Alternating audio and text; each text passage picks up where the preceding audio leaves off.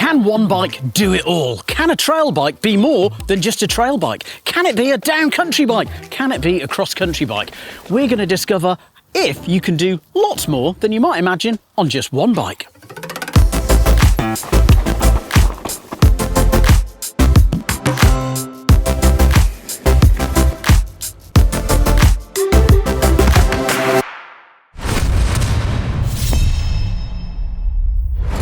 This is a bit of a thought experiment, well, and a trail experiment too. We're going to change lots of components on the bike, ones that change how the bike tracks, how it kind of flows with terrain, and importantly, how you fit onto it.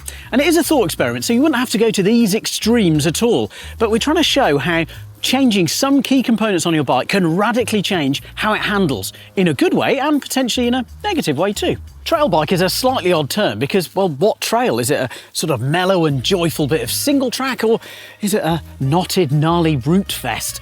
Well, there's lots of variation. And let's try and define what trail bike is, because it's a pretty broad term, much like the trails that we're going to ride as well.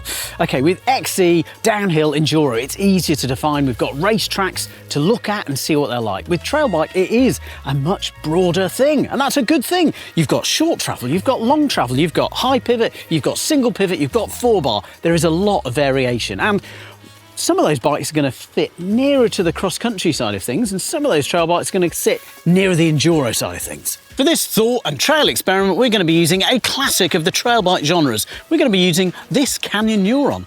It's a really good example of a modern trail bike. So it's got really nice geometry and really good suspension, so it will descend well and it will climb well. There's lots of other bikes that fit into this similar mould, say like the Propane Eugene or the Orbea Ocam. Let's outline what we've got with this bike. We've got 130mm of rear travel paired with a 140 fork. The geometry is a 66° head angle, 76° seat angle with a wheelbase that's 1203mm. The reach is 455. All these sizes are for a medium. This one is also 2929, but it's really indicative of this trail bike market. Let's see how we can morph it to our needs. I think we can now agree that the trail bike is a bit like a Swiss Army knife. It's good at lots of things, but with some optimization, can we make it the perfect tool for the task of riding? Well, if you're riding steeper and rougher terrain, here are some setup changes that might help you. When we're riding steeper terrain, well, our centre of gravity moves and we're loading our hands up a lot. Yep, we can pump more air into the fork or play with chips inside the suspension fork to help that fork stay high. But something we've learned from pros like G Atherton is to run a bar with more rise. This helps move our weight further back, move that centre of gravity more rearward. So we should be able to ride with more confidence that we can attack the trail, not just go over the bars. When we're hunting for confidence, getting the most from our traction control points, our tyres, the only bit of our bike that should be on the ground, is key. So switching to a burlier tyre with bigger, bitier knobs is really going to help. Other upgrades that you could do is switching to a burlier, stronger carcass. We've got the trail carcass here on this Mazda from Vittoria, but we could go to an Enduro casing, which is even stiffer and stronger. And that allows you to run it at slightly lower pressure and you'll be able to get more grip. For more on-trail confidence, you could run an insert. So these are these kind of foam rings that sit inside your tyre, like the Vittoria Airliner, for example. They give you extra insurance against flats. They can save your tyre, they can save your rim, they can save your whole wheel, and thus, well, they could save your whole ride as well. If you're riding really steep terrain, it's an option to run flat pedals. I find them really fun on the steep stuff, and that's because, well, it's much easier to dab a foot out round a corner and hopefully make the rest of the trail.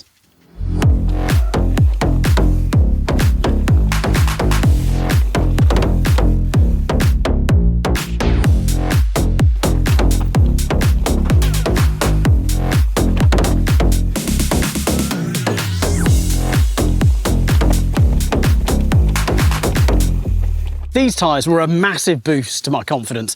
There was, well, so much more grip on the trail. But with all of that grip, they did feel like they rolled a little bit slower. And whilst these flats were really fun, I kind of miss that kind of feeling of pedalling efficiency from clips. So maybe it's time to try a downcountry spin on this bike. To optimise the bike for slightly mellower trails, so not as steep, not as intense, we've done a downcountry makeover. And probably the key part of this is changing out this back tyre. So the Mazda is really packed with traction and really builds confidence on the trail, but it doesn't roll as quickly as something like this, where we've got much lower knob height, a slightly different carcass. It's still reinforced, so it should offer more protection than a dedicated super light cross-country tyre, but it should roll a lot quicker than something big and burly like the Trail Mazda.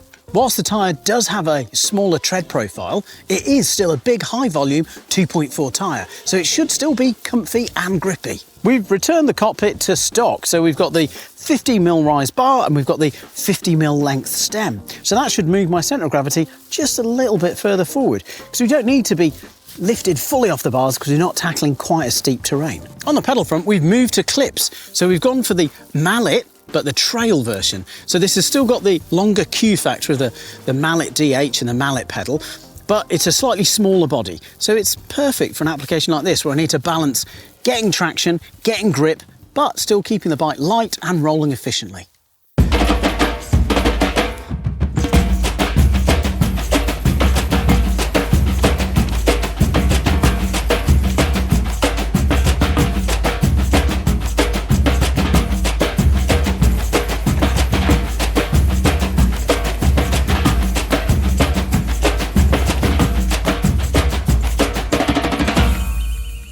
This downcountry makeover was a success. The grippy tyre up front was really good, helped me in the turns, and the faster rolling rear tyre, well, was faster rolling. It felt nice and efficient.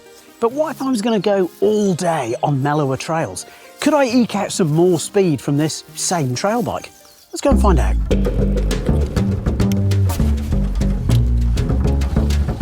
Indulge me in this thought experiment. We've taken our trail bike and morphed it into a perfect bike for a big grand day out. Maybe mellower trails, but you're out all day. You want smooth rolling and an efficient setup. We've matched the front tyre with the back, so we've got this high volume Sierra tyre from Vittoria. We've actually switched wheels as well. We did that on the back a little bit sneakily. We've switched out to the FSA KFX I28. It's their top tier cross-country wheel. So it's quite wide, but it's very light and smooth.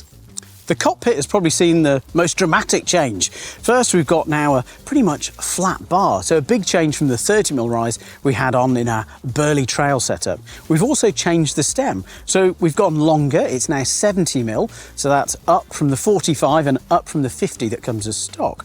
It's also in a negative position, so opposed to sort of being parallel or a 90-degree position from the steerer tube, it's actually pointing down, so it's going to lower this front position even further. Now, to work with that lower front end, which is pulling our weight forward, it's pulling our body weight and changing our hip angle a little bit, we've also switched out the saddle to a shorter nose one. It's the hip angle, it's a tricky one to describe, but essentially as you're moving and rotating your back and spine down, well, there's slightly less room here. So with this shorter nose saddle, it should help. The other thing we've changed is the pedals. Now, you might not think that pedals would make that much difference. Okay, how it clips in and the body makes a difference, but the other factor is the Q factor. With the Candy, it's narrower than the Mallet Trail, and moving your pedals in can help with pedaling efficiency because, well, if you imagine where your hips are and where your legs go, opposed to being staggered out, which is great for extra stability, if you're pedaling lots, all being in line is good. And I've got relatively narrow hips, so I prefer the narrow Q factor of the Candies.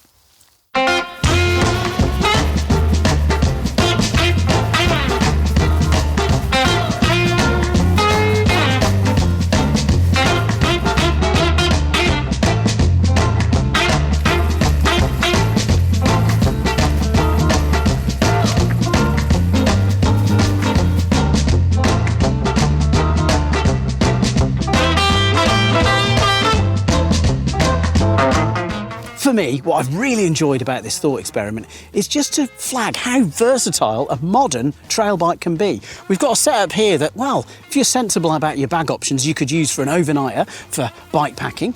And at the other extreme, if it wasn't too jumpy, well, you could take it to a bike park and enjoy a big day out at a bike park, all on one bike. So yeah, some of the upgrades we've made have been expensive, but some of the changes we've made are extreme.